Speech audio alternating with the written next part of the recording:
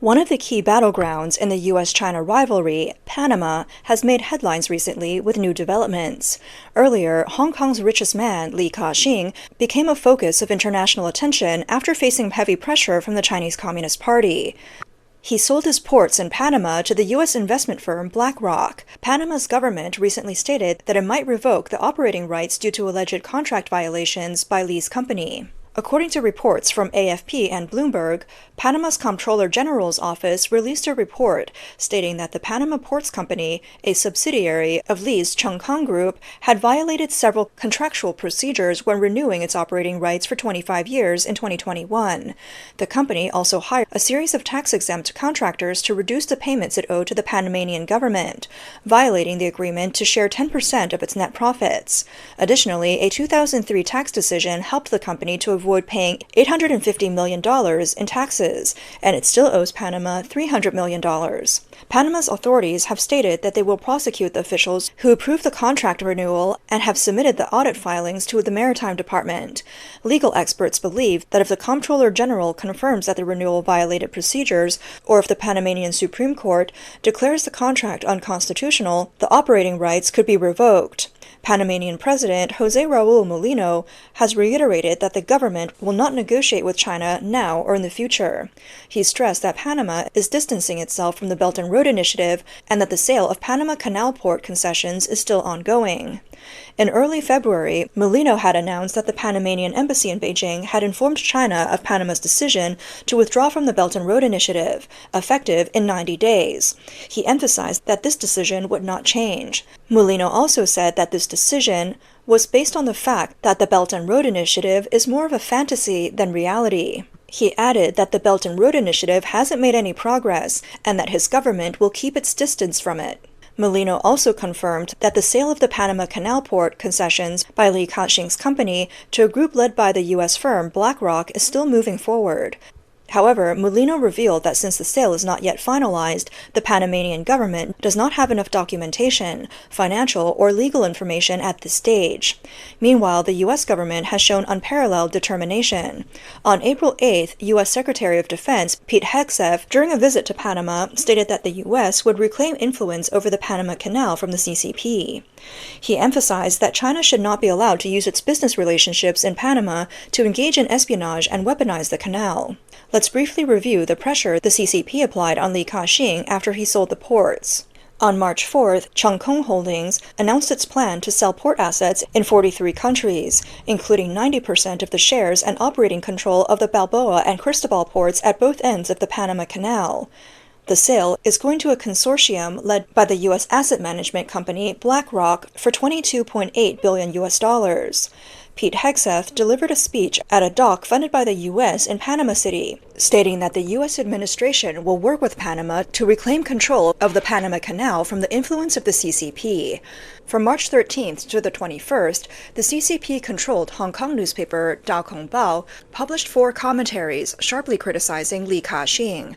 They accused him of betraying and selling out all Chinese people. On March 18th, Bloomberg reported that Beijing had instructed the National Market Supervision Administration and the Ministry of Commerce to review the transaction and assess whether it posed national security risks or violated antitrust laws. On March 19th, the Wall Street Journal reported that CCP General Secretary Xi Jinping expressed strong anger at Li Ka-shing's decision to sell the port operations to a consortium led by BlackRock without consulting Beijing. According to sources, the satisfaction stemmed from the fact that Li did not ask Beijing for approval beforehand. This move deprived Beijing of an important bargaining chip, as the Panama ports issue was originally planned to be used as leverage in negotiations with the Trump administration. On March 27th, Bloomberg reported that the Chinese authorities had instructed state-owned enterprises to suspend any new cooperation with Li Ka-shing and his family's companies. On March 28th, the South China Morning Post reported that Chongqing would not officially sign the agreement to sell the Panama Canal port operations as expected on April 2nd. On the same day, China's National Market Supervision Administration announced that it would review the transaction. So, what consequences will the CCP's public pressure on Li Ka-shing have on the CCP? First, it removes any strategic flexibility for the CCP, forcing it into a direct confrontation with the U.S. After Donald Trump took office on January 20th, he pointed out that the CCP controlled the Panama Canal and declared that the U.S. would take back the canal, even if it meant using military force. Why does Trump place so much importance on the Panama Canal? Because the Panama Canal is a key strategic passage connecting the Pacific and Atlantic Oceans. Built by the U.S. from 1904 to 1914, the canal is one of the most expensive projects in U.S. history.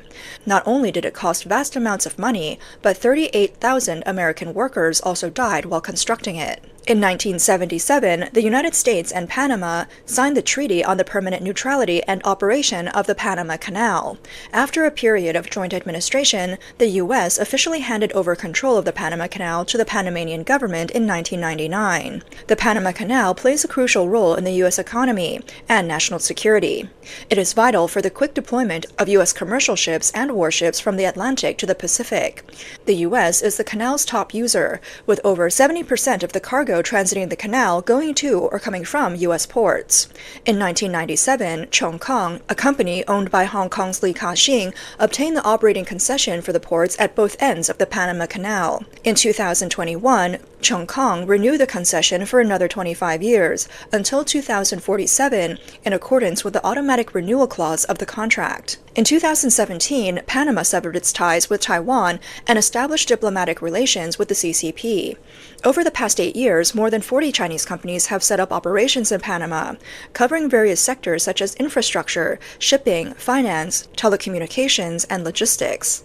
When President Trump repeatedly warned about the CCP's control over the Panama Canal, many may have dismissed the concerns. However, the CCP's pressure on Li Ka-shing has proven Trump's accusations against the CCP to be correct. Li Ka-shing is a private entrepreneur, and his business is his personal or family business. Chongkong is registered not in Hong Kong or mainland China, but in the Cayman Islands, a British territory. Li Ka-shing's nationality is Canadian, not Chinese. His sale of the two Panama ports has no connection to the CCP. However, because Li still lives in Hong Kong and his family has some business interests in China, the CCP links his personal or family business to its own interests, demanding that Li obey the CCP. For a foreign businessman like Li Ka-shing, who runs a foreign-invested company, the CCP's demand that he act according to its wishes is nothing short of bullying and coercion. If a war broke out between China and the U.S., and the CCP forced Li Ka-shing to shut down the two ports, it would pose a serious threat to U.S. economic and security interests. The CCP's actions against Li Ka-shing further validate Trump's views about the CCP controlling the Panama Canal. Trump's call to take back the canal is about protecting U.S. economic and security interests. Li is ready to sell the two Panama Canal ports to the U.S. firm BlackRock. The CCP's interference in the sale is tantamount to directly confronting the U.S. Second, the CCP's pressure on Li Ka-shing is bound to scare private enterprises, causing them to accelerate their exit from China. After the CCP implemented its reform and opening up policy in 1978, the private economy developed rapidly. It contributed more than 50% of China's tax revenue, over 60% of GDP, more than 70% of technological innovation, over 80% of urban development, and more than 90% of market entities.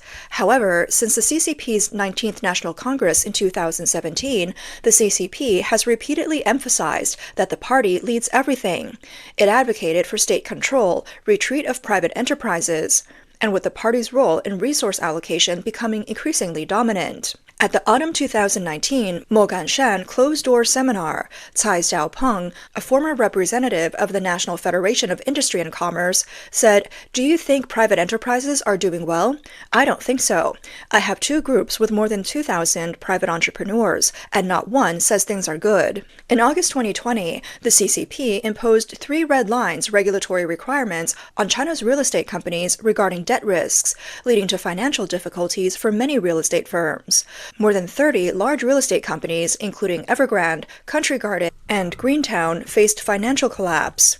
On October 24, 2020, Alibaba founder Jack Ma criticized the CCP's financial regulation at a summit in Shanghai, sparking outrage from the authorities. As a result, Alibaba's group, which was planning an initial public offering $34 billion, saw the IPO fail. In April 2021, the CCP fought Alibaba a record 18.2 billion yuan on antitrust grounds. On July 4, 2021, the CCP ordered the removal of the Didi ride-hailing app.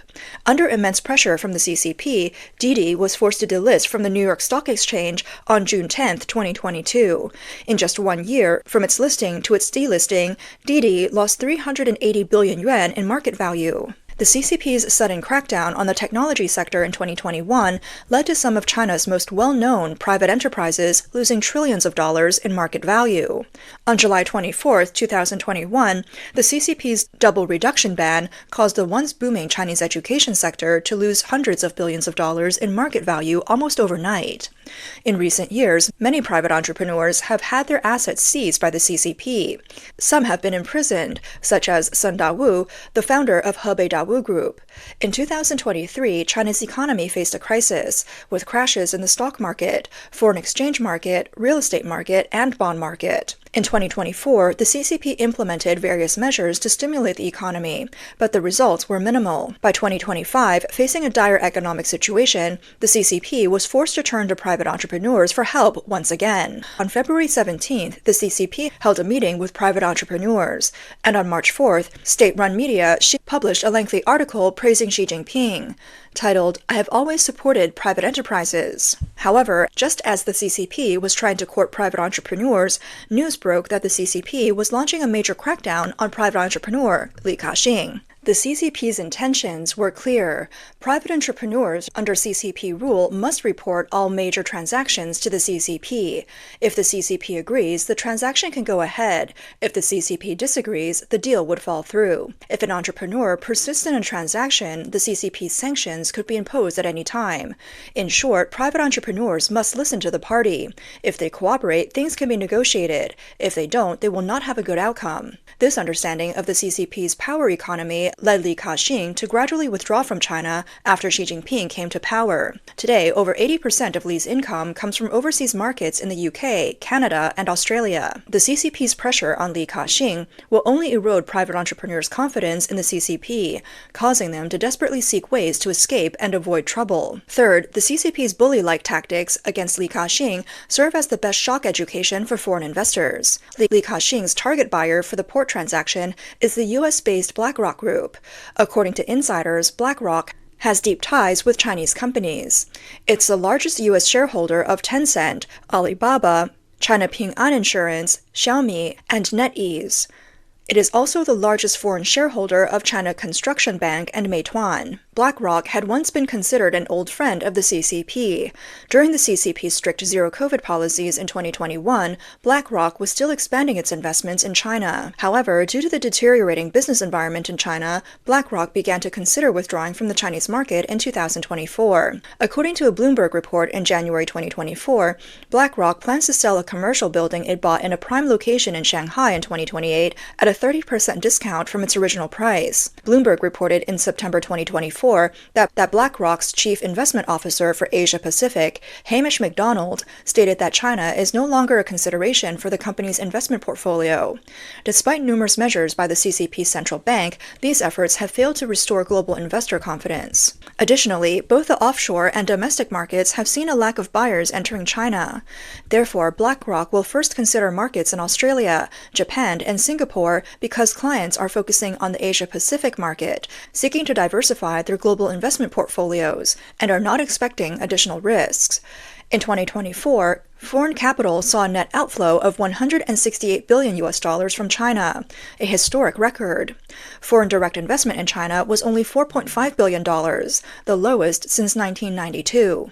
Amid the massive outflow of foreign capital and a sharp decline in foreign investment in China, the CCP has been trying various methods to encourage foreign investment in the country. On March 28, 2025, Xi Jinping met with representatives of dozens of foreign companies in Beijing.